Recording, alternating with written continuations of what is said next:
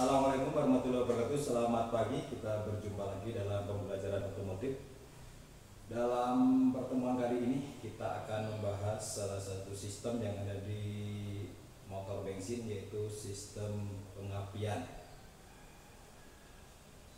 Hari ini kita akan bahas bagaimana cara kerja dari sistem pengapian, mulai dari komponen, fungsi komponen, sampai cara kerja sistem pengapian. Sehingga nanti kalau kita sudah menguasai cara kerja, komponen, fungsi, kita bisa melakukan pemeliharaan pada sistem pengapian. Kita juga bisa sampai ke mendiagnosis kerusakan pada sistem pengapian, di mana diagnosis itu adalah waktu pembelajaran kita, ini mahasiswa bisa memelihara sampai ke mendiagnosis sistem pengapian, di mana yang kita pakai untuk pemeliharaan sampai diagnosis adalah sistem pengapian yang masih konvensional, artinya yang masih menggunakan kontak pemutus atau platina. Seperti kita ketahui, untuk sistem pengapian sendiri hanya diaplikasikan pada motor bensin. Jadi motor diesel tidak mengaplikasikan sistem pengapian. Pada motor bensin, awal terjadinya pembakaran itu dimulai dari percikan bunga api pada busi.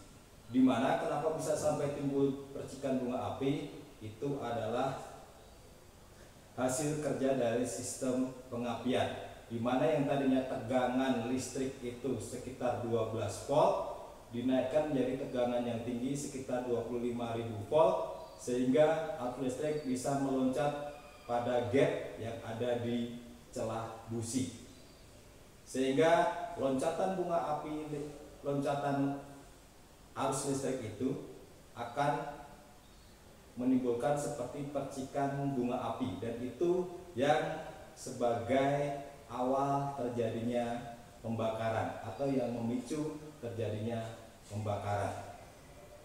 Oleh karena itu, dalam motor bensin sistem pengapian sangat penting sekali fungsinya, sehingga kinerja atau performa kendaraan bisa kondisinya normal. Untuk sistem pengapian sendiri, di sini kita lihat yang pertama, kita melihat dari komponen-komponennya terlebih dahulu. Kita mulai dari pengenalan awal untuk komponen, supaya lebih jelas kita lihat per komponen. Dan kita zoom, semoga gambarnya menjadi lebih jelas. Yang pertama, untuk komponen sistem pengapian kita mulai dari power source atau sumber energi listrik, yaitu di sini ada baterai. Baterai di sini sebagai sumber energi listrik atau sebagai sumber arus listrik. Ini baterai yang sering kita pergunakan, sudah kita periksa juga. Setelah dari baterai, kemudian ke kunci kontak. Oke. Di sini kunci kontak berfungsi sebagai penghubung dan pemutus arus listrik, di mana di sini ada off, ada ACC, ada on atau IG, kemudian ada ST, di mana perkembangannya sekarang menggunakan push start stop button, sudah tidak lagi seperti ini. Kemudian di sini ada fuse block atau blok sekring, di mana blok sekring ini berfungsi sebagai pengaman kelistrikan, sehingga kalau terjadi sesuatu yang tidak diinginkan atau konsleting, maka yang akan rusak atau putus adalah sekring, sehingga komponen-komponen yang harganya lebih mahal itu akan jadi lebih aman. Kemudian berikutnya yaitu adalah ignition coil atau koil pengapian. Oke. Di sini koil pengapian ada yang menggunakan 2 terminal, ada yang menggunakan 3 terminal. Di sini menggunakan 3 terminal, ada terminal plus, ada terminal main, kemudian ada terminal B. Di mana fungsi dari koil pengapian ini adalah untuk meningkatkan tegangan atau menaikkan tegangan listrik, yang tadinya 12 volt menjadi sekitar 25.000 volt. Di mana di dalamnya ini terdapat dua kumparan, yaitu kumparan primer dan kumparan sekunder. Yang membedakan antara kumparan primer dan sekunder ini adalah jumlah lilitannya, di mana jumlah lilitannya pada sekunder ini lebih besar dibandingkan dengan jumlah lilitan pada primer. Kemudian diameter yang primer itu lebih besar, diameter lilitannya itu lebih besar dibandingkan dengan yang sekunder. Pada kumparan primer ini terdapat self induction, tapi kalau di sekunder itu mutual induction atau induksi bersama. Jadi ini yang menaikkan tegangan, yaitu ignition coil. Setelah ignition coil, kemudian kita ke distributor. Distributor atau istilah yang lainnya delco. Ini adalah distributor, di mana di sini ada beberapa komponen. Mungkin akan kita lihat satu persatu komponennya. Yang pertama di sini ini adalah kondensor. Kondensor di sini adalah berfungsi untuk menyimpan arus listrik sementara. Ini kondensor. Kemudian di sini ada oktan selektor. Jadi oktan selektor di sini berfungsi untuk memajukan, memundurkan pengapian sesuai dengan yang kita inginkan berdasarkan bahan bakar atau nilai oktan yang dipakai. Kemudian berikutnya di sini ada vakum advance. Vakum advance ini berfungsi memajukan, memundurkan pengapian berdasarkan kevakuman di intake manifold. Kemudian di sini ada tutup distributor. Tutup distributor ini di sini berfungsi sebagai dudukan dari kabel tegangan tinggi. Dan ini kalau kita buka tutup distributor di sini, di dalamnya akan kelihatan beberapa komponen. Kita terangkan, kita sebutkan yang kelihatan saja. Di sini ini yang namanya rotor. Ini rotor. Jadi ini menyalurkan arus listrik menuju ke kabel tegangan tinggi. Ini rotor. Kemudian di bawah rotor, nah yang ini namanya breaker point atau platina. Platina ini fungsinya untuk memutus dan menghubungkan arus primer. Itu platina, dimana sekarang sudah tidak ada lagi karena sekarang diganti oleh CDI. Ini adalah distributor. Kita tutup lagi nanti saja.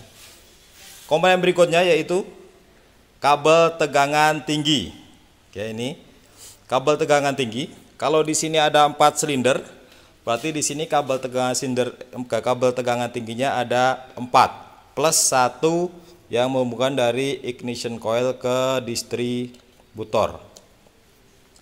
1, 2, 3, 4 plus 1 kabel tegangan tinggi. Kenapa ini dinamakan kabel tegangan tinggi? Karena arus listrik yang dialirkan dari tutup distributor, dimana dari rotor kemudian ke tutup distributor, di sini tegangannya itu tinggi sekali, kurang lebih 25.000 volt. Makanya di sini dinamakan kabel tegangan tinggi. Kemudian setelah dari kabel tegangan tinggi, komponen terakhir yaitu di sini adalah spark plug atau busi. Ini adalah spark plug atau busi, di mana di ujungnya, di bawahnya itu terdapat celah elektroda ujung sama elektroda tengah, di mana itu adalah tempat arus listrik dengan tegangan yang tinggi meloncat seperti percikan bunga api, dan itu yang dipergunakan sebagai awal pembakaran. Itu secara simpel, secara sederhana adalah komponen-komponen yang berkaitan dengan sistem pengapian. Kita rangkum sekali lagi. Yang pertama dimulai dari baterai, kemudian di sini ada fuse atau sekring, kemudian ini adalah kunci kontak, kemudian di sini ada ignition coil, kemudian di sini ada distributor, di dalamnya tadi ada beberapa komponen, kabel tegangan tinggi, yang terakhir di sini adalah spark plug atau busi.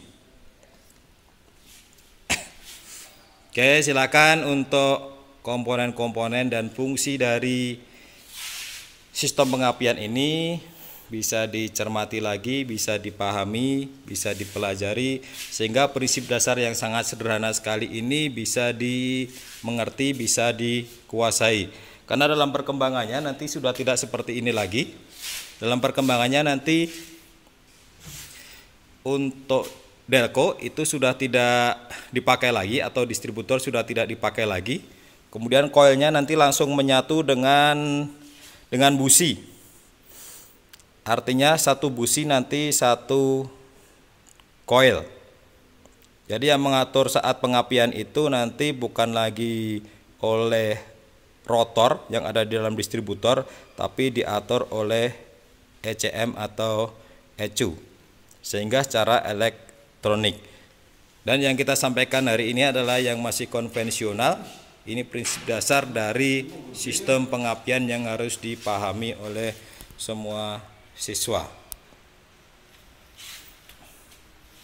Sederhana bukan untuk sistem pengapian yang konvensional. Dan ini masih banyak diaplikasikan pada mobil-mobil sebelum tahun 2000-an.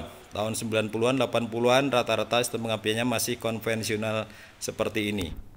Tapi biasanya untuk upgrade-nya itu platinanya diganti dengan CDE plati atau dimodifikasi sehingga lebih mengurangi pemeliharaan komponen. Oke, demikian video kali ini. Kita lanjutkan nanti tentang pemeriksaan, pemeliharaan sampai ke diagnosis sistem pengapian. Sampai berjumpa lagi. Assalamualaikum warahmatullahi wabarakatuh.